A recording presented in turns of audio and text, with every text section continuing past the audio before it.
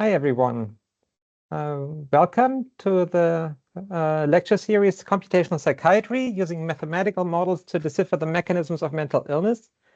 So this lecture series is held in English today. We have a guest, a speaker, Claire Gillan. It's very fortunate to have her here.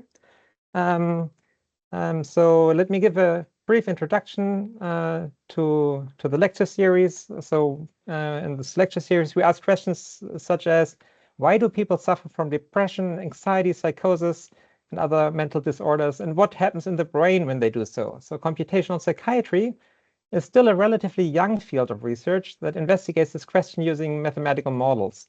Instead of describing symptoms, the goal is to understand the complex processes in the brain and to explain why they become unbalanced in mental illness, but also in health.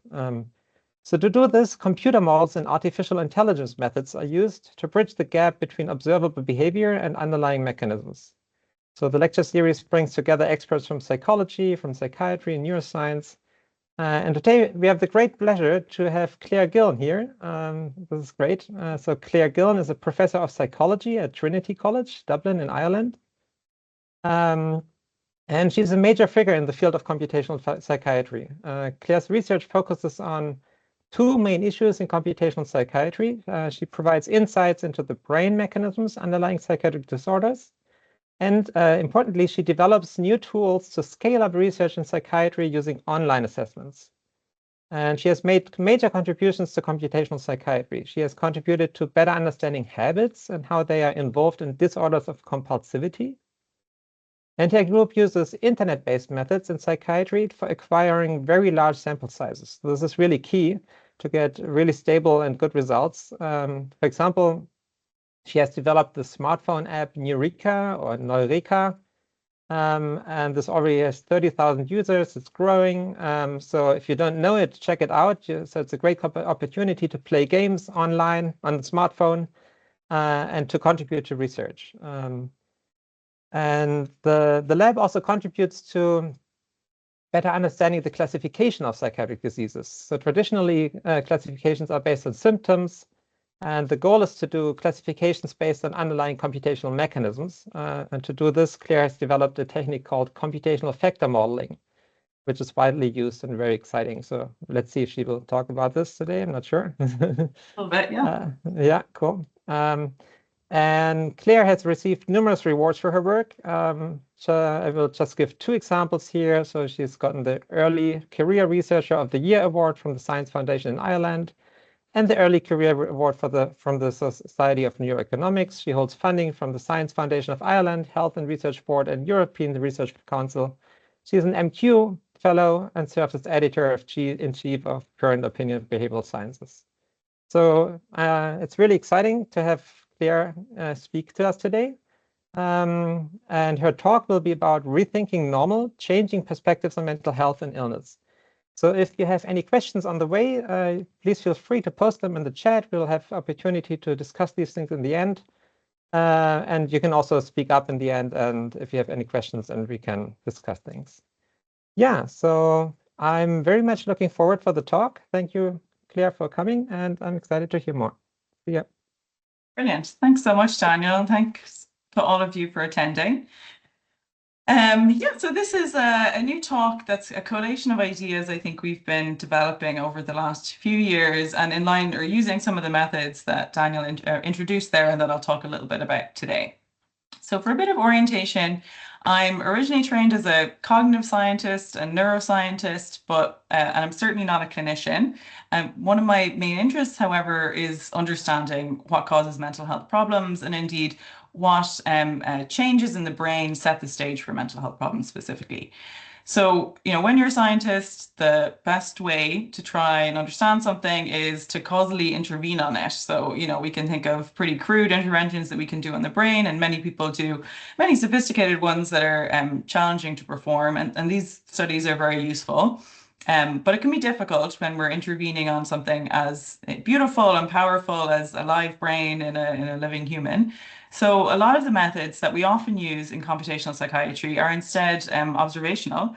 And there's studies where what we're really doing is looking at deviations from normality. We're looking at extreme cases, cases where people behave in a way that's classified as abnormal.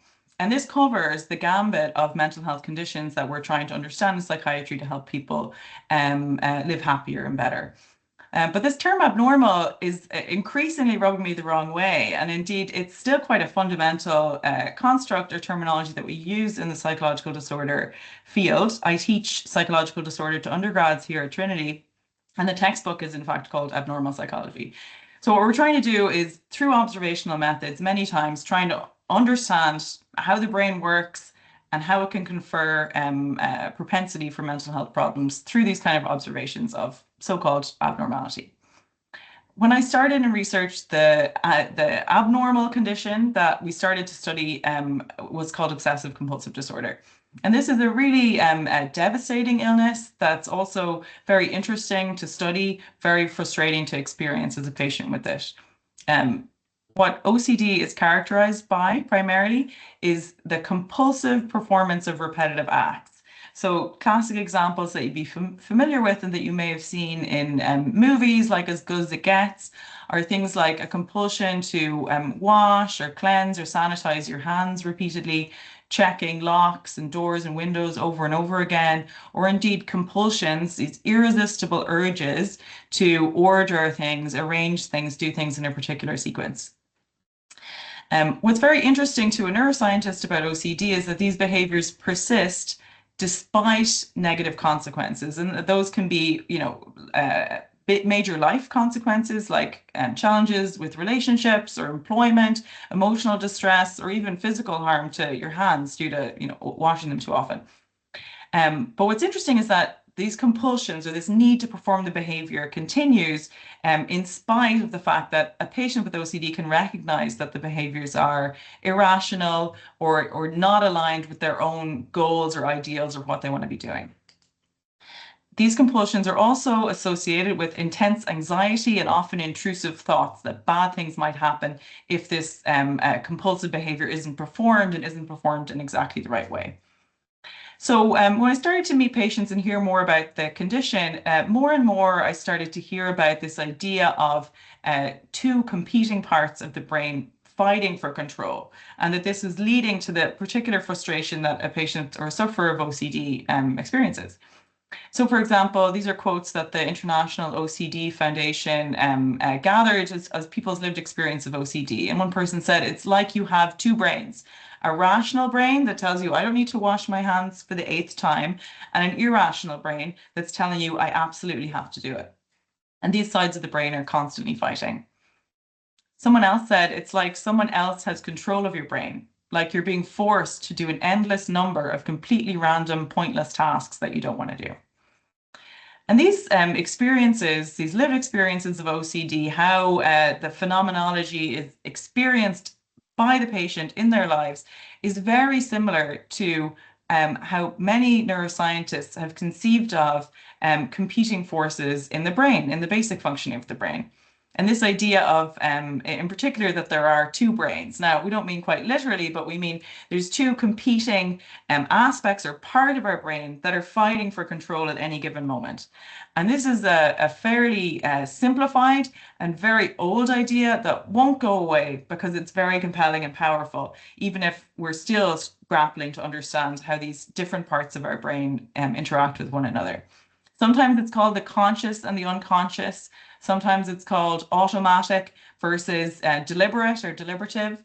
Sometimes it's called reflexive, like when a doctor hits on your knee and your leg goes up, that automatic response, versus reflective, requiring time to think and deliberate on a decision that you're going to make. It's been called System 1 or System 2 in a very famous book by a Nobel Prize winning economist. Sometimes it's called implicit or explicit, or we can go all the way back to Freud and talk about the competition between the id and the ego. So this general idea of a fight between two different brain systems, and these are all kind of related theories and ideas that overlap on this same general principle, led us to start thinking about how in OCD there's this competition between two different parts of the brain. And we're psychologists, we love to create a new term for something. So we've already talked about all of those different models of two brains. There's I think a seventh one or sixth one that I'll describe to you now, which centers on the balance that we have in our brains between goal-directed behaviors, which are these deliberate, intentional behaviors, versus habits, so automatic behaviors that we complete as a matter of routine or experience. So as I said, we've got this goal-directed system, and that is the best way to think about how the goal-directed system in the brain works is think about playing a game of chess. So think about how for optimal performance at that game, you need to simulate decision trees or several scenarios of choices, responses to arrive at the best possible solution. But of course, you can't examine that entire space. Because it's effortful, it's tiring, it requires working memory, it makes your brain hurt if you try and think too far into the future. But it's a very useful system to have. It tires you out, it takes a lot of energy. Fortunately, we don't need to simulate every decision we're about to make. We can also rely on experience. And that's where the brain's stimulus response system comes in. And this system manages the formation of automatic behaviors that strengthen by repetition. So that depending on the amount of times that you do it, the link between stimuli and responses strengthens. And these kinds of behavior are thought to be cognitively efficient. And we can think about habits or sequences of habits that we form that help us do complex things like driving a car or becoming competent at a sport. And what's nice about the ability to form habits is that we can see, in many cases, a graduation from behavior that initially starts goal-directed and becomes habitual over time. Thinking about all the effort that it takes to learn how to drive a car versus all of the multitasking that you do that you probably shouldn't do while you're driving a car. And that's made possible by this ability we have to automate behaviors. So I hope in these examples you can see that this is the first time in the talk I'm going to orient you, I suppose, to the idea that neither a particular style of thinking or behaving is inherently better than the other. What we really need is a balance between these two systems. And this idea of what kind of styles of thinking are good versus bad is something that I'll return to a little bit throughout this talk. So here, if we didn't have a stimulus response system, which is often seen as the kind of stupid, younger brother of the goal-directed system, we would spend all day trying to do very basic tasks like tie our shoelaces in the morning. So automating behaviors kind of paradoxically makes us be smarter. It allows us to multitask, for example, which is extremely important. So in the lab, what do we do to measure the functioning of these two systems? So the classic studies in this area have been done on rodents. And the idea is that we first build stimulus response links. And so in an experimental preparation like this, what happens is a rat is presented with a lever, it presses it, and it gets some delicious cheese. And then what we do is we repeat this sequence over and over and over and over again. So presenting the rat with the lever, getting them to press it, and give them the reward. And the idea is that when we do this, the neurons that represent the stimulus and the neurons that represent the response become strengthened. As they fire together, they wire together, a form of learning called Hebbian learning in neuroscience. So we do this process, we establish very strong links between stimuli and performing responses. This is the backbone of the habit system. And then what we do is we change motivations or goals as a way of trying to test for the strength of those habits that have been formed. So typically how this works is the rat would be, in this case, allowed to freely consume the cheese, but we would inject the rat with a medicine that makes it very sick. I say we, I've never worked with animals before, but in these classic studies upon which our human research is based, what they do is induce this nausea in the rat. And rats are very good, as you can imagine, at learning taste aversions. That's really important for their survival in the wild. So the rat's very sick. And what this means is that the cheese is now devalued. The rat has no interest in this cheese.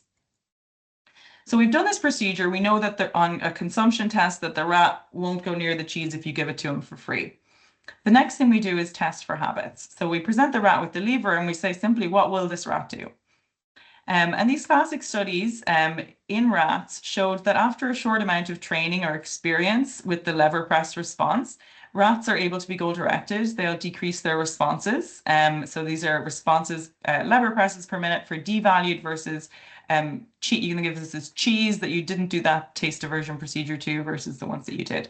And they decrease their responsing. That says they're updating their behavior. It's not automatic and habitual.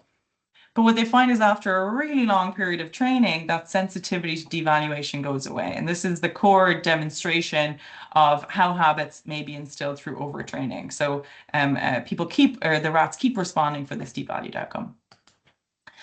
We've done variants of this experiment, as you can imagine, in human subjects, and in particular in people with OCD. And what we find is that people with OCD show evidence for a greater expression of habits than a group of comparison subjects who don't have a diagnosis of OCD.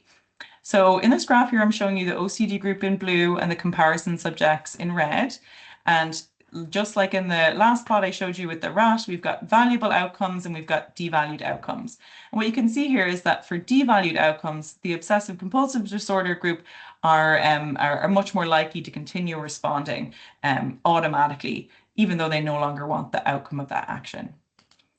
We've replicated this a number of times in different studies, but it's taken a little bit longer to try and understand the real mechanism that causes this kind of behavior. And that's because, as I introduced to you before, we know that habit expression is a combination of how strong your habits are, the strength of your stimulus response system, but also how your goal-directed system is performing at that time, right? And these things will each impact on the likelihood of a habit being expressed.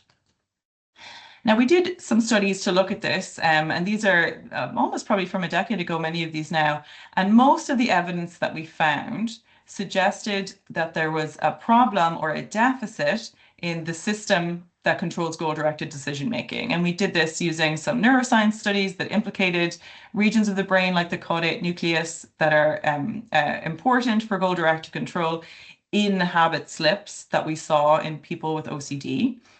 And then we've also done tasks similar, I'm going to gloss over lots of detail here, but not dissimilar to this kind of multi-stage planning that I discussed as you do in a game of chess. And what we found is that people with OCD don't do as well as at this kind of multi-step planning and instead rely more on past experience for their choices. So this could have been the end of the story, but there were some problems with the model at this time. And so one thing that we found is that the findings were not specific. So rather, we were seeing kind of a mirror image of the same results in many other conditions published around the same time. So we found that other people found that social anxiety disorder and schizophrenia were also showing these deficits in goal-directed behavior on this or different kind of styles of tasks. And this was, I suppose, a big point before I even got into the computational psychiatry area of trying to understand why this was and where we are to go in patient research if we're to try and identify these really specific mechanisms that are linked to really specific aspects of mental health. So, if this habit account, we talked about the two brains, the puppet symbol from earlier, the lived experience, and how good that model seemed to fit. But in reality, what we're seeing is deficits in disorders that don't have any problems with compulsions and that don't have that same kind of lived experience. So that's kind of a problem for our mechanistic model. So at this time, I started to think about more fundamental challenges in how we do research in psychiatry, and particular problems with the diagnostic labels that we use in research, which were designed originally for clinical purposes, not for research purposes at all. And so this is a graph from Miriam Forbes, who's a wonderful psychologist who's done a lot of great studies on this general topic. And what she found is that this is a graph showing the amount of overlap of symptoms in our diagnostic manual across different disorders. So each dot is a disorder and each color is a class of disorders. And what you're seeing here is symptoms that are repeating across many other disorders. So for example, a third of symptoms have a third of diagnoses of every symptom repeating in at least one other. And Another problem, right? So what this creates is it means that when you're studying different groups of patients, you're actually maybe studying some of the same mechanistic processes because there's overlap in the symptoms within those conditions or across those conditions. But another problem, of course, is that people typically meet criteria for more than one disorder, and this is kind of can be driven by a similar issue. If you have a particular symptom that is present in many disorders, your chances of having a diagnosis of more than one increases. So at this point, we started to think about other ways that we could do research to try and get a little more precise about the specific aspects of mental health that we were studying. And what we wanted to do was really to try and separate them in a way that we felt the DSM wasn't doing a great job of. So in the first study we did in this area, we gathered a large data set online. This is where we started doing online research because we realized we needed to dramatically scale up the research that we were doing if we were going to be able to parse and separate these correlated, these related aspects of mental health from one another. So what we did was we gathered 1,400 people on an online platform, and we had them do a task, that measures this multi-stage planning, this goal-directed process I've been talking to you about. And then we had those people tell us about their experiences of 9 different aspects of mental health. And so we have a score for every person in our study on these different aspects of mental health, like OCD, alcohol addiction, depression, social anxiety. And then what we do is we relate those scores to individual differences or to performance at this task of model-based planning. And what we found was kind of similar to what had been shown with the diagnostic research, that there's maybe some specificity, but also quite a lot of overlap. So certainly these deficits in goal-directed control were not unique to OCD, but spread to different aspects of mental health. So this is where the kind of new data-driven and computational psychiatry aspects really kick in. So what we wanted to do here was try and explain, what is it is there a common factor? Is there a common feature of mental health that's actually driving all of these effects that we're seeing? Is there something that these conditions share that we can measure a bit more accurately? And so we did that using a data-driven dimensionality reduction approach. And what that means is everybody in this study answered 29 questions about their mental health. And we looked across the sample at the correlation of all those different items. And that's what this graph shows you here. So dark blue are items that are very correlated. And you can see, so for example, right here are OCD symptoms. There's 18 items that assess it. And you can see how correlated they are with each other. And that's where these little squares appear. But you can also see these blue lines that cut through many other conditions. And these represent the items that are the symptoms that are showing up in many, many different conditions and that are driving some of the lack of clarity in our scientific results. So what we can do with this matrix of correlations is we can derive latent factors from that explain those patterns of correlation. And when we did this, we found evidence for 3 factors. And a factor that comprised a combination of anxiety and depression, one that predominated features of compulsivity and intrusive thoughts. So features of OCD, eating disorders, some aspects of addiction and impulsivity, but also some features of schizotypy, particularly unusual experiences. And then we had another factor of social withdrawal. And so long story short, what we found in this study is that if we forget about the original constructs that are inspired by DSM, and instead give people scores on these dimensions that we've derived in a data-driven way, they actually fit cognition better. So we see stronger and more specific correlations with the cognitive test or the construct that we're studying. And that is this correlation between compulsivity and model-based planning. So this was, this was really a method that was driven to try and solve this problem. But over the years, it's gotten legs, and we've seen it applied in many different conditions and quite usefully. The same dimensions that I've talked to you are, very reproducible. We consistently see them in new data, and the findings that I showed you are replicable. And here's just some examples of that. So each of these cases, I'm showing the size of a correlation across the population. So compulsivity and reduced model-based planning, and again, whether we're studying patients, whether we're studying volunteers who don't get paid, whether we're studying a student sample at Trinity, we see the same thing. But what's really interesting to us is that we also were able to compare in a head-to-head study these transdiagnostic dimensions versus the diagnostic label that's assigned by a clinician. And when we did this, we found evidence that, so this is a study we did where we gathered data from a few hundred patients who were clinically interviewed and had a diagnosis of generalized anxiety disorder, excuse the acronym there, so generalized anxiety disorder, OCD, or a combination. And what you can see here is that these groups really don't differ at all.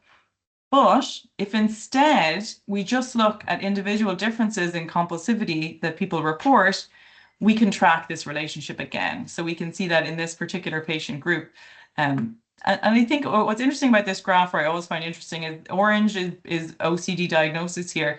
We can see that, in these people with an OCD diagnosis, there's a broad range of compulsive behaviors. So it's not like we're really looking at this very homogeneous group of people that are all highly compulsive. And I think this is something that we really need to get a handle on in research if we're going to be able to track these really precise relationships between the functioning of the brain and the experienced symptoms of a person. Now, I'm showing you this scatter plot on purpose because it's not very impressive, right? In many ways, the take home here is, we don't get a lot with diagnostic categories, but we also see very small effects when we're looking across the population. And to estimate this effect, as I've done in all these studies, you really do require hundreds of people to be able to do that with any confidence. It's emerged over the years that that's not, something that's unique to this particular aspect of mental health. When we look, for example, at correlations between mental health and brain structure and function, in a similar way, just looking at correlations between dimensional scales of clinical severity versus the thickness of the cortex, for example, what we see are really small associations. So this is a histogram showing several different measures of brain function, their association with a clinical symptomatology. And when we go over here and we plot it, we see that the largest effect of all of these, not the average effect, but the largest effect, it's a correlation of, I should have it listed here, but I don't. I think it's about 0.16. And that corresponds to this little blue line here. And what these distributions around the blue line show you is a measure of your uncertainty in that estimate at different sample sizes. So this is just to show that at the median sample size in neuroimaging research at this time was around 25. But what we're seeing is to be able to estimate an effect of this small, you actually need thousands of people to do it. So what I'm building to here is that, mental health is certainly extremely complex. And when we're trying to link experienced symptoms to brain function or brain structure, we get very small effects. Now, you might say, I've skipped that, maybe that's because we're not studying patients here. But this kind of study has been done actually by a German group looking at a similar suite of brain imaging measures, so structural MRI, structure of the brain, how the brain activates to tasks or how the brain functions at rest, and looking at the difference between people with a diagnosis of depression and people without. And what you see when you do this is that, again, for the largest effects, not the average effects, but the largest ones, what you see is nonetheless a huge amount of overlap between people with a diagnosis of depression, excuse me, the slides are very jumpy today, in blue, and people with who don't have that diagnosis in orange. The saga kind of goes on and on. So we also know, for example, that now there really is no single gene for depression, though for a long time scientists have believed that there was. In particular, there's something called the serotonin transporter gene. And there's a whole, a very large industry of research around this, with studies with relatively small samples, in particular citing or pointing to gene-environment interactions.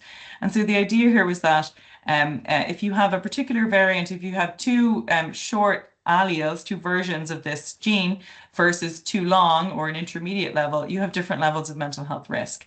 And so what this graph is showing is that in the absence of any stressful events, it doesn't really matter which variant you have.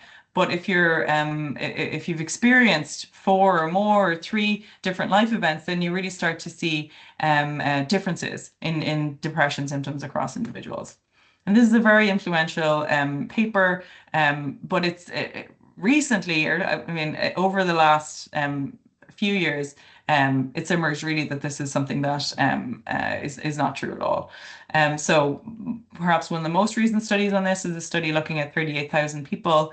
And what they find is that the effect of this allele on depression risk is 0. So 1 means odds ratio, no difference. And similarly for the same stress by gene interaction. And in many ways, this is not surprising because we can expect that outside of things like cystic fibrosis, we have depression is a very complex trait. It varies across individuals, within individuals.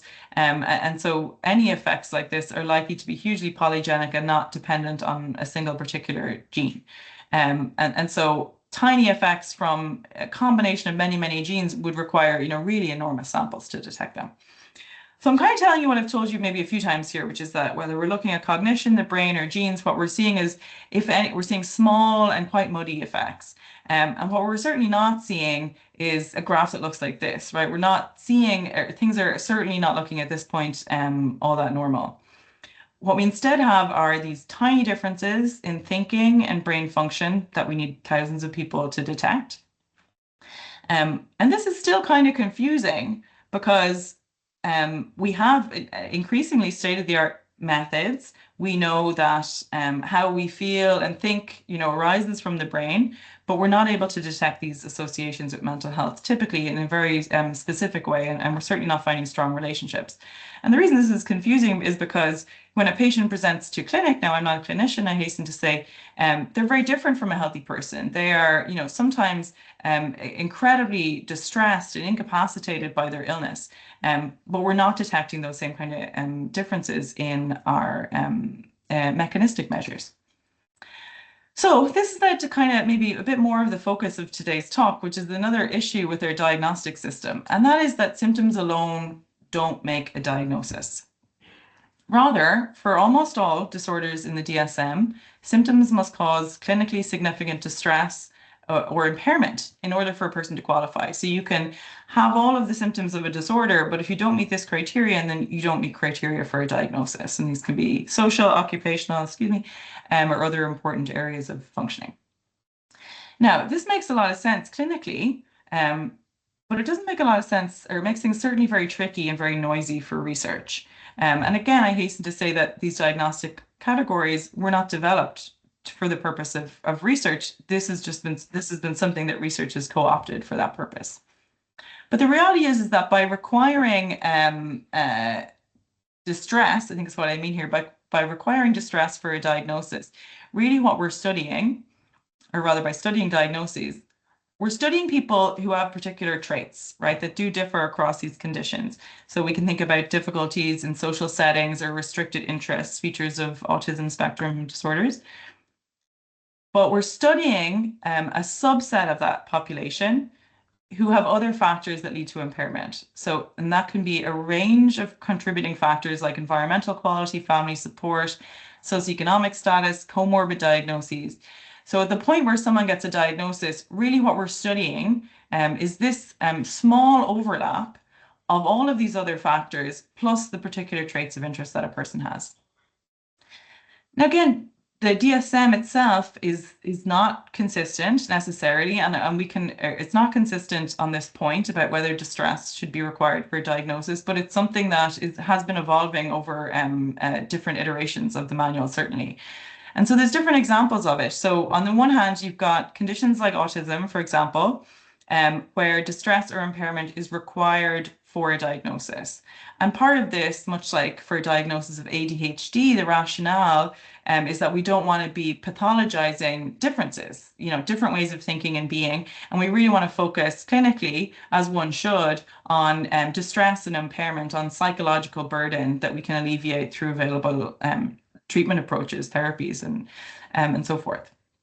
But for other conditions in the DSM, for example, like tic disorders, which is where people have involuntary movements, these can be facial or oral tics, they no longer require distress or impairment as a criterion. And the argument for that was made really for the benefit of research, saying that this is an observable behavior. If someone has a visible tic, then they have a tic disorder.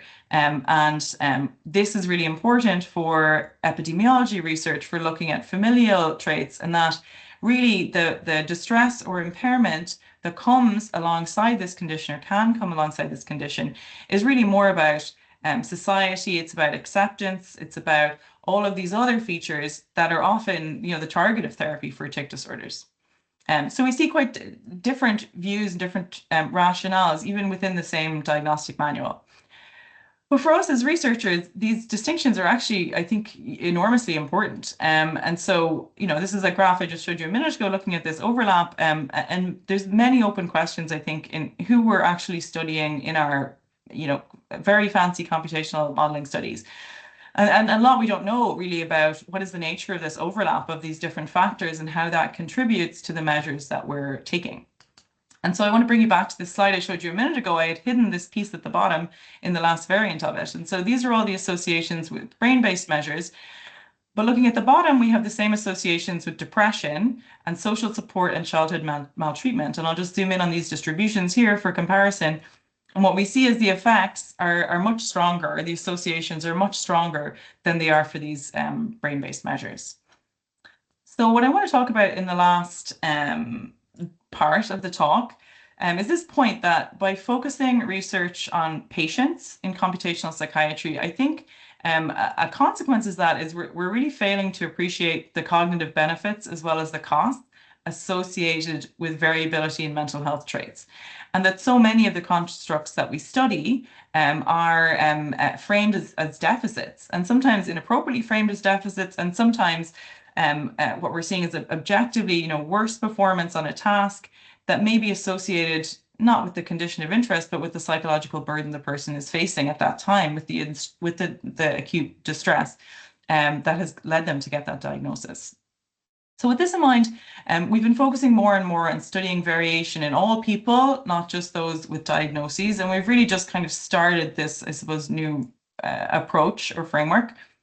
And I have an asterisk here because, of course, I want to say that, when I say all people who sign up for our studies, and we know that there's lots of biases. People call it weird, Western, educated, industrialized, not going to rich and democratic countries, and also people who have time and ability to participate in our research study. So we've got still major challenges to overcome in that area. But nonetheless, there's a focus on crowd sourced large samples that represent a whole suite of variation, not just people who meet this distress criterion for diagnosis.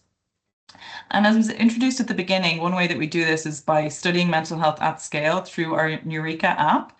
As the stats were read to you earlier, we've 30,000 registered citizen scientists across 100 countries.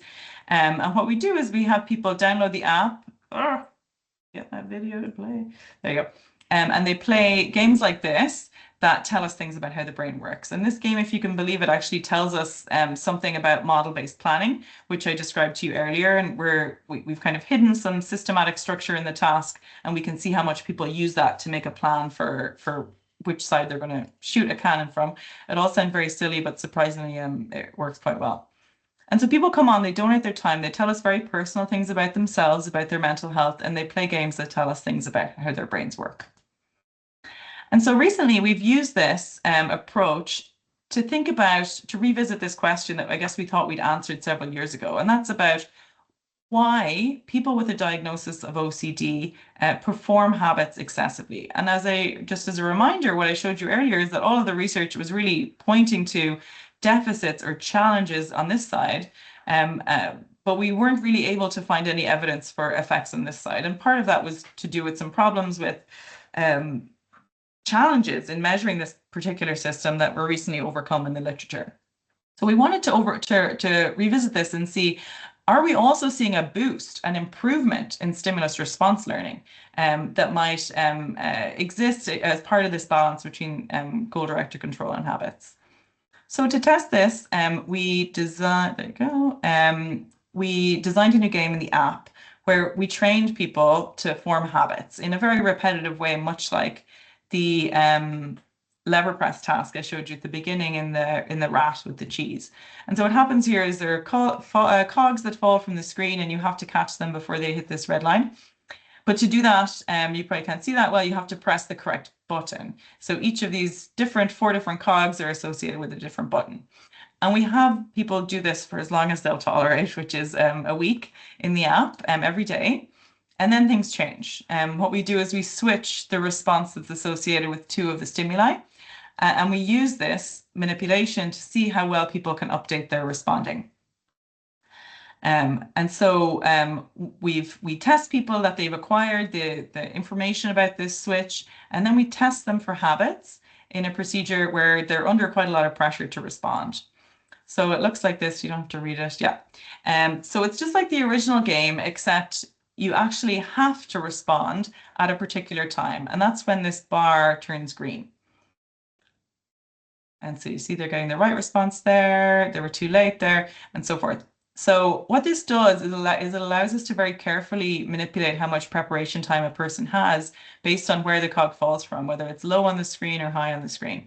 So if the cog appears here, you're very close to the response deadline. And the idea is you don't have time for your brain to be goal-directed. You don't have time for your brain to play that game of chess. And you're more likely to reveal habits that are existing under the hood. And so this is what we find in this task. And of course, I have no legend. I apologize for that. So in the purple line here, this is the line showing the habitual responses that are made to the stimuli that have been switched. And what we see in this task, and these are other control lines that I wish I had a legend for. But what this shows you here is that on trials where there's short preparation time, where the cog appears really low, we can actually see these habits coming out to play. And then later on in the trials, when you have lots of time to prepare, people are able to exert control over their habits. They don't have to be automatic when they have time for their goal-directed system to have an influence. So we did this in 1,000 people on our app, or 1,000 people very thankfully agreed to do this on our app. And they also told us things about their mental health. And so what we wanted to do was see where individual differences in the strength of this habit, this is the average across the whole sample of these habitual presses, is the size of this effect related to compulsivity? And we find that it was, right? So people with who score high on this dimension of compulsivity and intrusive thought have more habits relative to the average person. And this effect is quite specific. So looking at all these other aspects of mental health, we don't see the same relationship. The effects are still small, I hasten to add.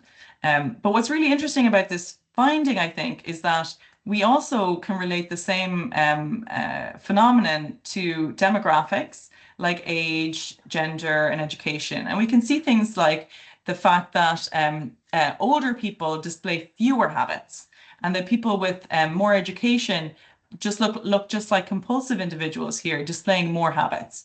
Underscoring what I think is really important is this this benefit that younger brains which perform better across a host of different tasks are also showing the same kind of feature of compulsivity. And this is again just saying the effect is small, just showing you that fully visually. This is the correlation that I plotted here. You can see it kind of plotted a different way here, and these effects are, of course, continue to be very small.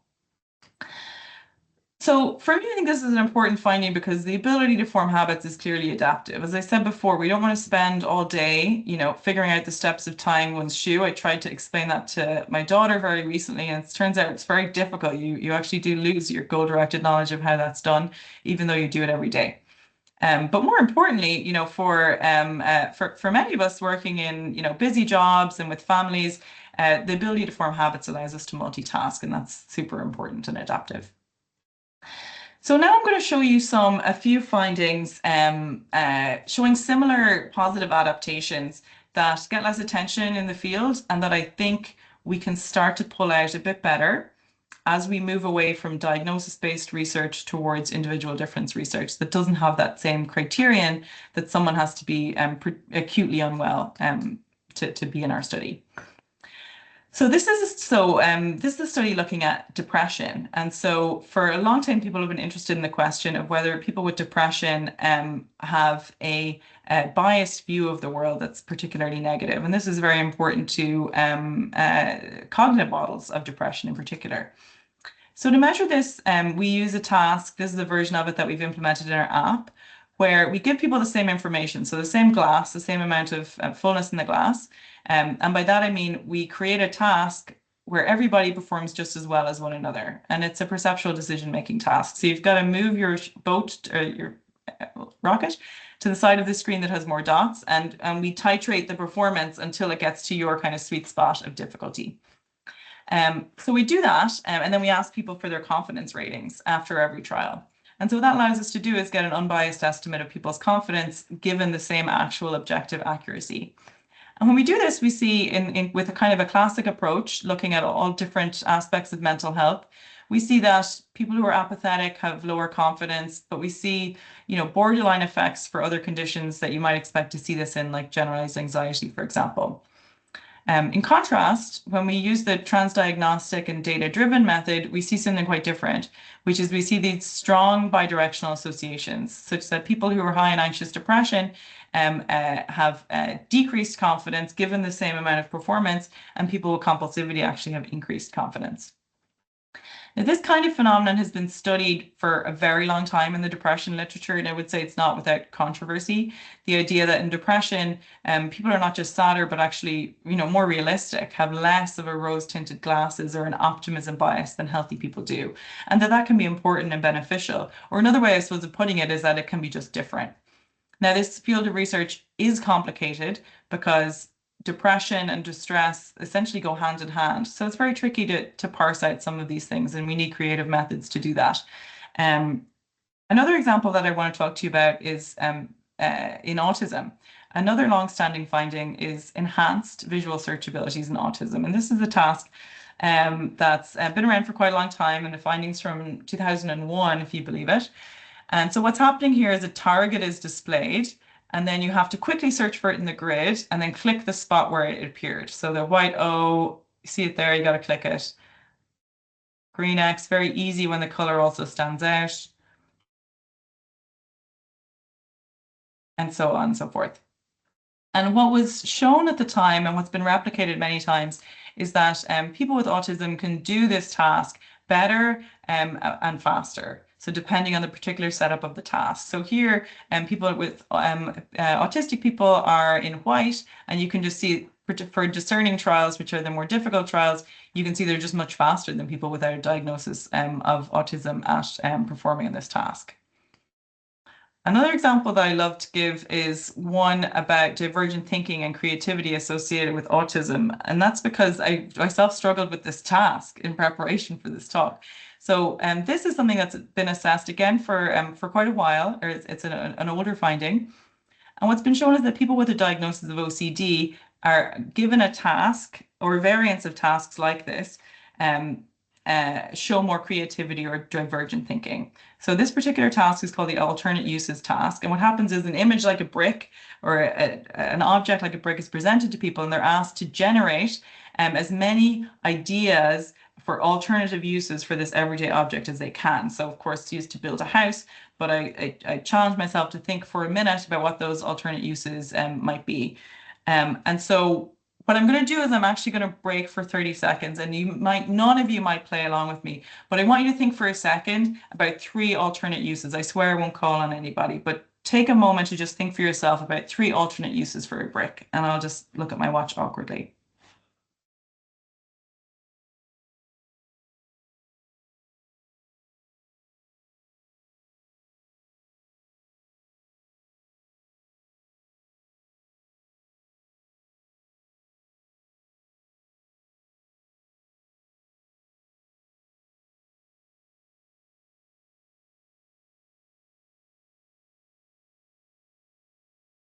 Okay, so I'm not going to call on anybody, as I said, but I will divulge my own, which were to keep soaking clothes underwater. Not a very well-formed idea.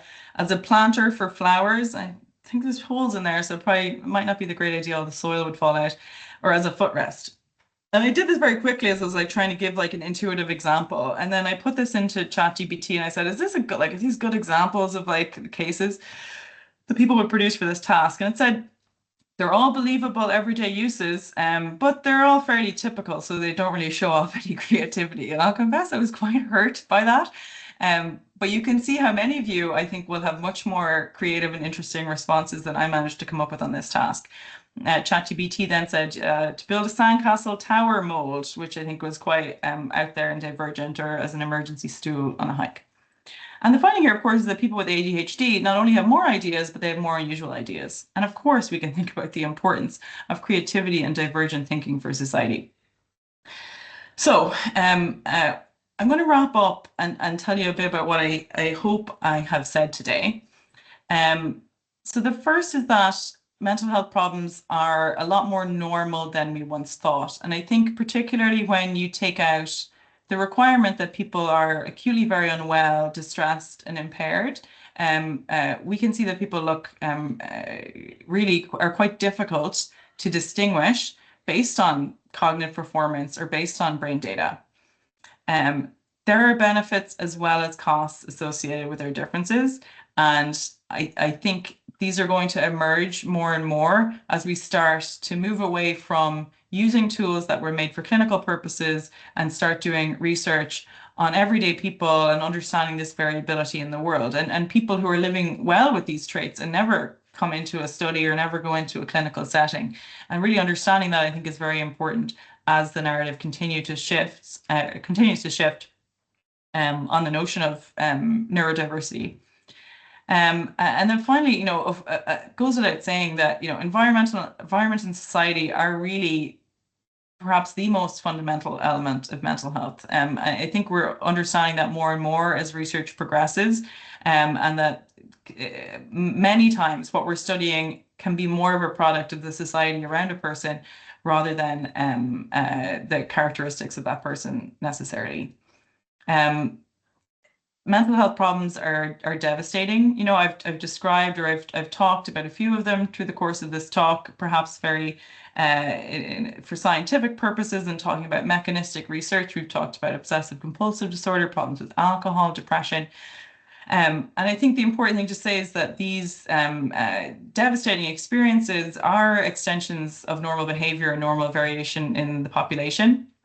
And really, what we're looking at clinically is this small spot between the society, the environment, the structures, the acceptance, and individual differences in these traits. And I think for the next wave of computational psychiatry, getting a better handle on that will be really crucial. Okay, so I have many people who fund my research, and I want to thank them, of course, but the biggest thanks go to the thousands of people who contribute their time for these studies, and the many people listed at the bottom of the screen who performed the scientific research and analyses. So thank you very much for listening, and I'm very happy to take your questions and thoughts on this. Wow, thanks a lot for a fantastic talk. This was very interesting. Are there any questions so we have some questions in the chat, but are there people who want to speak up and ask their question right away?